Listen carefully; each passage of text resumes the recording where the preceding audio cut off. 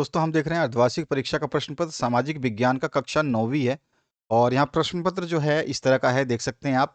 निम्न में से रबी की फसल है, आप बता सकते हैं क्योंकि इस तरह के क्वेश्चंस मैं करवा चुका हूँ आपको। बूलर झील निम्न में से किस क्षेत्र में है।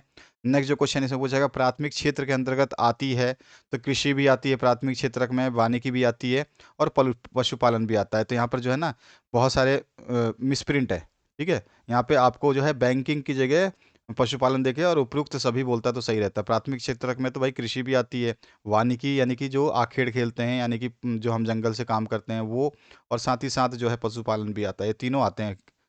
इसके बाद जो नेक्स्ट क्वेश्चन है इसमें लोकतंत्र की विशेषता नहीं पूछी गई है, ध्यान रखना कौन सी विशेषता नहीं है।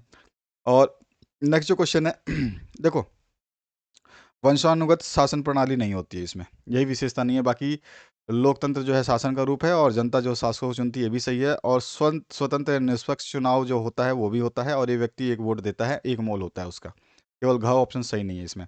वर्षराय की संधि की गई थी, कौन से सन में की गई थी, अभी अभी मैंने आपको पेपर दिया था उसमें बताया था। नेक्स्ट जो क्वेश्चन है उसकी बात करते हैं। खालिस्तान में प्रथम विश्व युद्ध में मित्र राष्ट्रों के खेमे में शामिल था, जर्मनी था या रूस था, आपको मैंने ये क्वेश्चन करवाया रखा है। नेक्स्ट जो क्वेश्चन है, राजस्थान की सांबर झील खालिस्तान जल वाली झील है, कैसी है, लवणीय है मीठे वाली। नेक्स्ट जो क्वेश्चन है इसमें, चर्च द्वारा किसानों को खालिस्तान धार्मिक कर के रूप में जो है टाइल देना पड़ता था, ताइद देना पड़ता था। यहाँ पे सारे क्वेश्चंस करवाए हुए हैं। भारत खालिस्तान गोलार्ध में स्थित है और भारत का संविधान खालिस्तान लागू हुआ, कब लागू हुआ था ये आपको बताना है। नेक्स्ट जो क्वेश्चन है उसकी बात कर लेते हैं। नासीवादी का उदय जर्मनी में हुआ, क्या ये सही है या गलत है, ये आपको बताना है। सत्य असत्य पूछा गया है। गेहूं एक खरीफ की फसल है। भारत के उत्तर पश्चिम भाग में शीत ऋतु में होने वाली वर्षा के लिए पश्चिमी चक्रवात विक्षेप उत्तरदायी है। और कच्चे माल की कार्यशील पूंजी, कच्चे माल को जो है कार्यशील पूंजी कहते हैं, को आना चाहिए यहाँ पे।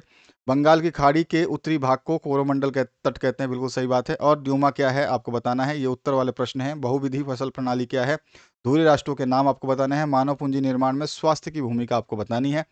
आगे जो क्वेश्चन है, भारतीय संविधान की प्रारूप समिति के अध्यक्ष कौन है, आपको अच्छी तरह से पता है, बी आर अम्बेडकर। नेक्स्ट जो है, भारत में पड़ोसी देशों के नाम लिख देने हैं। कौन कौन से पड़ोसी देश है, बहुत सारे हैं। अपने भारत के चारों तरफ जो भी देश हैं सारे पड़ोसी देश हैं। वर्षराय की संधि की क्या शर्त थी, खूनी रविवार पर टिप्पणी लिखनी है। भारत की जलवायु को प्रभावित करने वाले कारक कौन कौन से हैं, भारत के उत्तर पश्चिमी भाग में लू कब चलती है, और भारतीय संविधान की उद्देशिका की विशेषताएं क्या है, प्रच्छन्न और मौसमी बेरोजगारी में क्या अंतर है। साथ ही साथ आपसे पूछा गया है, भारत में चुनाव लोकतांत्रिक तरीके से होते हैं। यहाँ पे आपको जो है इसको बताना है कि भारत में चुनाव जो है लोकतांत्रिक तरीके से होते हैं, क्यों, वर्णन करना है इसका। और यहाँ पे लोकतंत्र के प्रमुख गुणों और दोषों को बताना है। फ्रांसीसी क्रांति की प्रमुख घटनाओं का वर्णन करना है। इसमें अथवा पाठ है सारे के सारे और दिया गया, ध्यान रखना आपको। निर्धनता उन्मूलन की वर्तमान सरकार नीतियों की चर्चा कर देनी है। भारत में निर्धनता के कारण और निवारण के उपाय बता देने हैं। नेपोलियन दास प्रथा और बास्तिल का किला जो है, इसके ऊपर जो है आपको एक टिप्पणी लिखनी है, किसी भी दो पे टिप्पणी लिखनी है, कोई भी दो करने हैं आपको, लिखा गया है एनी टू।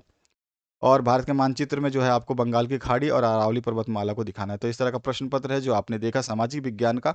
बहुत ही सिंपल सा क्वेश्चन पेपर है, अच्छा क्वेश्चन पेपर है। और इस तरह के क्वेश्चंस आपको मैं कई बार करवा चुका हूं, तो मुझे विश्वास है कि आप लोग जो अब अपना क्वेश्चन पेपर जब दोगे तो आपको मजा आने वाला है। Thank you very much, have a good day.